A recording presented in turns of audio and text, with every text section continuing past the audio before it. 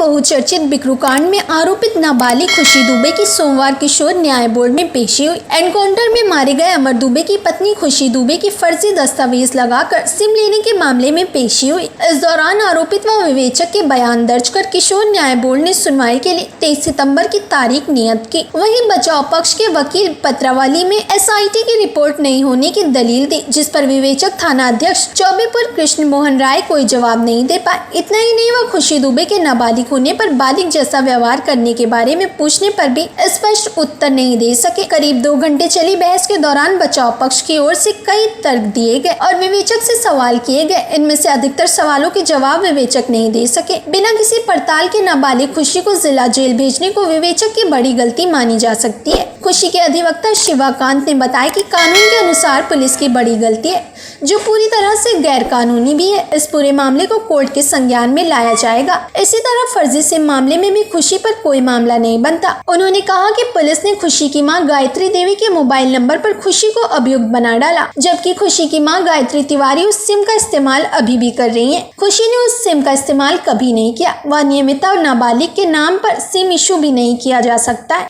खुशी के ऊपर चौबेपुर थाने से एक मुकदमा और लिखाया गया था, जिसमें उसके ऊपर आरोप लगाया गया था कि वो जिस सिम का प्रयोग कर रही थी, वास्तव में हालांकि वो बात असत्य है, वो सिम किसी और के नाम पर है। उसी मामले में कल वादी मुकदमा चौबेपुर थाने के SO श्री कृष्ण मोहन राय जी की जिरह थी और उनसे जिरह हुई। जिरह में उनसे कई चीज़ों पर पूछा गया, जैसे उनसे ये भी पूछा गया कि इसमें SIT रिपोर्ट नहीं है, क्योंकि SIT रिपोर्ट की संस्तुति पर ही प्रथम सूचना रिपोर्ट दर्ज करना बता रहे हैं। पूरा मुकदमा SIT रिपोर्ट पर है, लेकिन पत्रावली पर SIT रिपोर्ट नहीं थी। दूसरी चीज़, जब उनसे इस संबंध में विस्तार से क्वेरी की गई, पूछा गया, तो उन्होंने ये एडमिट किया कि हाँ, मुझे जानकारी थी कि वो लड़की नाबालिग है। जब उनसे ये पूछा गया कि जब वो नाबालिग थी, आपको माननीय न्यायालय के आदेश की जानकारी थी, तो भी आपने उसके खिलाफ मुकदमा लिखा, तो उसका कोई बहुत संतोषजनक उन्होंने जवाब नहीं दिया। एक उनसे ये जब पूछा गया कि ये इस बात की आपको जानकारी है कि नाबालिग बच्चों को मोबाइल कंपनियां सिम नहीं इशू करती हैं, तो उन्होंने कहा हाँ, मुझे इस बात की जानकारी है।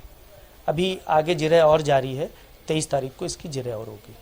तो क्या ये बात सामने आई कि नाबालिग बच्चों को सिम नहीं करती है, उसके बाद भी फर्जी सिम का उपयोग करने का दोषी बना दिया गया, तो इसमें किस तरीके से आगे प्रोसीडिंग्स आगे बढ़ सकती है, कोई फटकार वगैरह लगाई जा सकती है?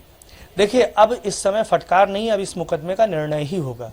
सही बात यह है कि जिस सिम का ये आरोप लगा रहे हैं, वो सिम कभी खुशी ने प्रयोग ही नहीं किया।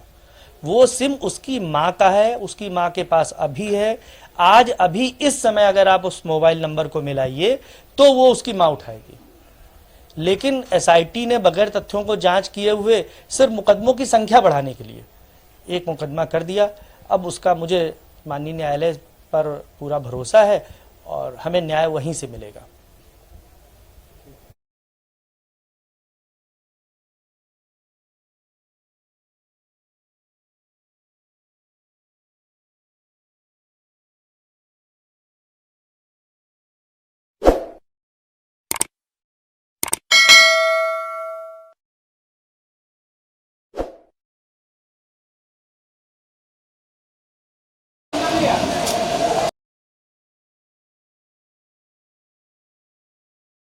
फिलहाल इस खबर में बस इतना ही।